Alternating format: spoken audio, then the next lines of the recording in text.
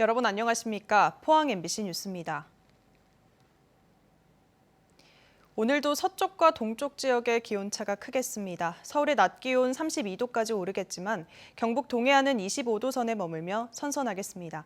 오후까지는 10에서 60mm의 비도 내리겠습니다. 조주경 기상캐스터입니다.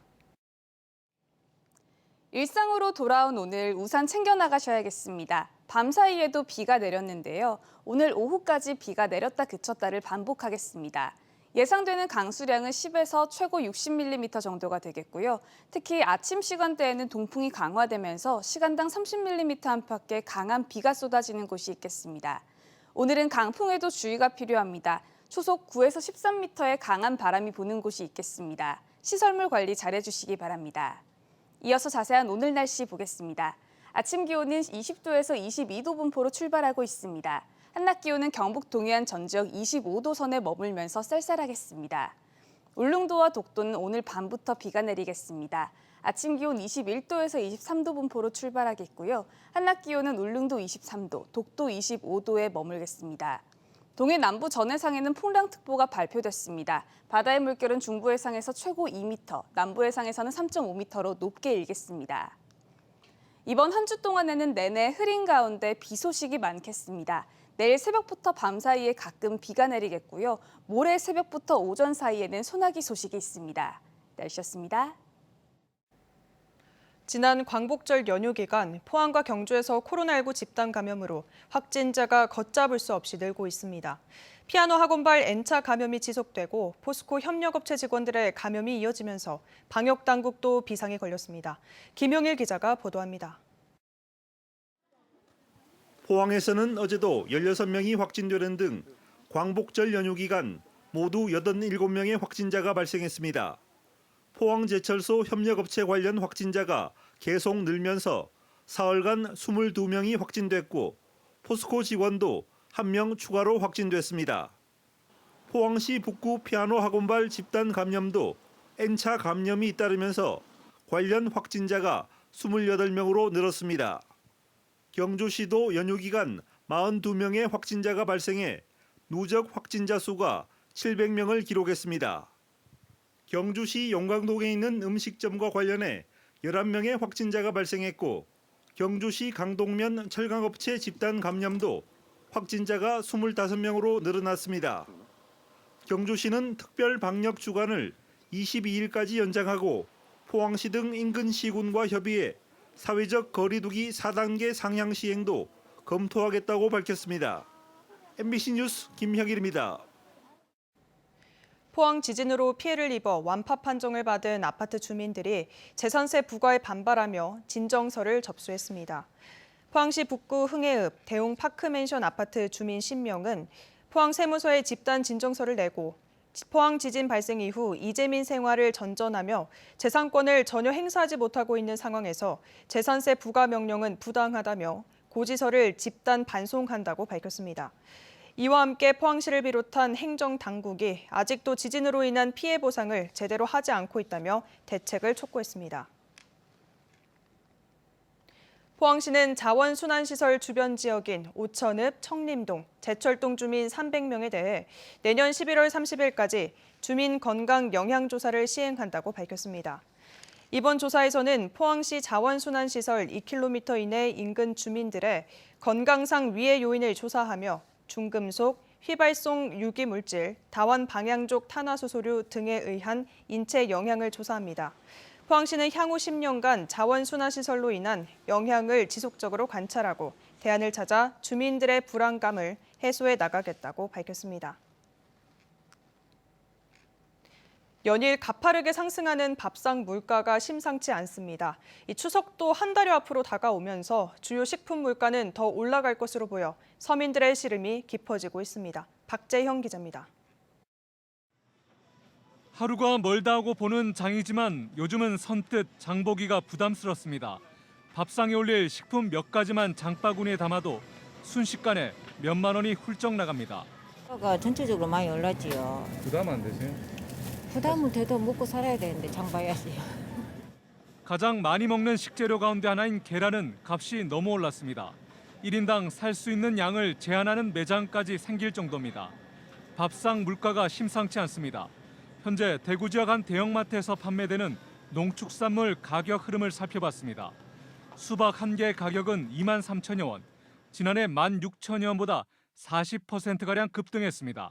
같은 기간 복숭아 38%, 닭고기 15.9, 달걀 15, 시금치 8.7, 돼지고기가 4% 등 줄줄이 올랐습니다. 체감하는 물가는 훨씬 더 올랐습니다. 이 카드 결제 내역을 보면은 금액은 엄청난데 더 더러운 거 보면 장바구니는 몇 개 안 들어앉아 있고 선뜻선뜻 이렇게 장바구니에 담기가 조금 부담스럽습니다.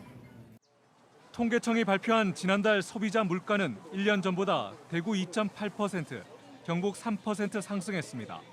특히 신선 식품 지수는 대구 10.6, 경북 10.1%로 큰 폭으로 올랐습니다.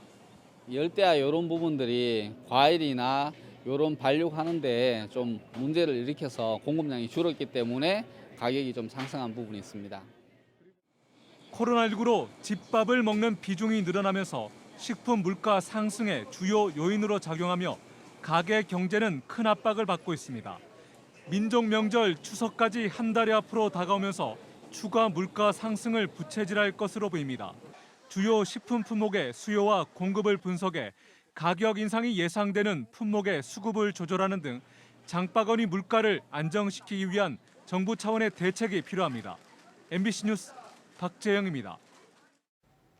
문화재청과 경주시는 황룡사 중문과 남해랑을 증강현실 기술로 재현해 황룡사 역사문화관에서 체험 서비스를 실시합니다. 증강현실로 복원된 황룡사 중문과 남해랑은 첨단 정보통신 기술이 적용돼 입체감과 현장감을 관람객이 체험할 수 있습니다. 경주시는 황룡사 국층 목탑과 중금당 등을 AR 콘텐츠로 개발해 문화재가 살아 숨쉬는 공간으로 조성하겠다고 밝혔습니다. 경주시는 검침원이 방문하지 않고도 수도 사용량을 알 수 있는 스마트 미터링 원격 검침 사업을 확대 실시합니다. 스마트 미터링은 원격 검침 단말기를 통해 데이터를 전송해 사용량 검침과 누수 탐지, 유수율 산정에 도움이 될 것으로 기대됩니다. 경주시는 2025년까지 상수도 공급 5만 4천 세대 가운데 37%인 2만여 세대의 스마트 미터링 사업을 실시할 계획입니다. 지방자치단체는 법에 따라 결식 아동에게 급식 지원 사업을 벌이고 있습니다. 결식 우려가 있는 만 18세 미만 아이들에게 학기 중엔 2끼, 방학 때는 1끼를 지원하는데요. 대구와 경북은 한 끼에 5천 원만 지원하고 있어 전국에서 가장 낮은 금액입니다. 유독 대구 경북은 무상급식을 비롯해 아이들 급식에 인색한 정책을 펴고 있습니다. 양관희 기자입니다. 대구 수성구의 한 음식점입니다. 이곳은 결식 아동이 급식 지원 카드를 쓸 수 있는 가맹점입니다. 대구 지역 결식 아동에게 주어지는 한 끼당 지원 금액은 5천 원입니다. 그러다 보니 아이들은 주로 떡볶이 같은 분식을 먹습니다. 메뉴 자체의 단가들이 전체적으로 다 올라가 있어요. 그래가지고 학생들한테 5천 원 가지고 실질적으로 밖에서 제대로 된 음식 먹기에는 조금 부족한 부분은 있어요. 대구시와 경북도가 결식 아동에게 지원하는 금액은 한 끼당 5천 원으로 전국에서 가장 낮습니다. 정부가 올해 정한 권장가 6천 원에도 못 미칩니다. 서울시는 7,240원, 경기도는 7천 원입니다. 지원 금액이 부족하다 보니 무료로 음식을 주는 이른바 선한 영향력 가게가 생겼습니다. 급식 카드를 가진 아이에게 공짜로 밥 한 끼를 주는 캠페인입니다. 제가 사업장을 운영하면서 저희 다음 세대인 이제 아이들을 어떻게 하면 이제 도울 수 있을까라는 걸 고민하던 중에 쌀국수나 게살볶음밥, 볶음밥 같은 종류를 저희가 애들한테 많이 추천을 해줘요. 그래서 그거 먹고 이제 가고. 이런 선한 영향력 가게는 대구에 90여 곳, 경북은 110여 곳입니다. 지자체가 결식 아동 지원에 소홀히 한 사이 이런 민간 가게들이 팔을 걷고 나섰지만 한계가 있을 수밖에 없습니다. 대구시가 무상급식을 비롯해서 아이들 급식에 인색한 정책을 지금까지 펼쳐왔는데요. 지금의 5천 원으로는 인스턴트 음식 위주로밖에 섭취할 수가 없기 때문에 영양 공급에는 상당히 문제가 있다고 생각하기 때문에 단가를 인상해야 된다고 생각합니다. 대구시와 경북도는 내년에는 새로운 정부 권고안인 7천 원까지 올리겠다는 입장이지만 현실화할지는 미지수입니다. 재정상 또 예산 협의 과정에서 어떻게 변동될지는 장담은 못하는 상태고요. 대구의 결시가동은 18,000여 명, 경북은 13,000여 명입니다. 풍족하게 배불리 먹지 못하더라도 적어도 다른 지역과 같은 수준으로는 끼니를 해결할 수 있도록 지자체의 지원과 관심이 필요합니다. MBC 뉴스 양관입니다. 경상북도가 도내 외국인 근로자가 가장 많은 경주 지역의 외국인 사업장과 식당, 주점 등 109곳에 대해 코로나19 방역수칙 준수 여부를 점검한 결과 마스크 미착용, 사적 모임 제한 위반 등 18건을 적발해 시정 조치했습니다. 점검 기간 동안 외국인 근로자를 대상으로 사회적 거리두기 홍보물 배부, 임시 선별진료소 운영 및 코로나19 백신 접종 안내 등 홍보 활동도 함께 실시했습니다.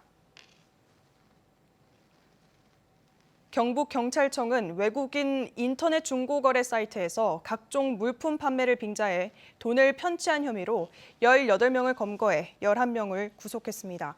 경찰에 따르면 지역 선후배 사이인 이들은 지난해 8월부터 지난 6월까지 174명의 피해자를 상대로 17억 8,300만 원 상당을 편취한 혐의를 받고 있습니다. 경찰은 이들이 컴퓨터, 안마의자, 지게차 등을 판매하겠다고 허위 광고글을 올린 뒤 돈만 받아 가로챘다고 밝혔습니다. 경상북도는 소상공인 희망회복 자금을 도내 10만 5천여 명에게 순차적으로 지급한다고 밝혔습니다. 지원 대상과 금액은 코로나19 방역 조치로 집합 금지 또는 영업 제한 조치를 받았거나 경영 위기 업종에 해당하는 소기업에 지원됩니다. 또 방역 수준, 기간, 규모, 업종 등 업체별 피해 정도를 반영하고 32개 유형으로 세분화해 최대 2천만 원까지 차등 지급합니다.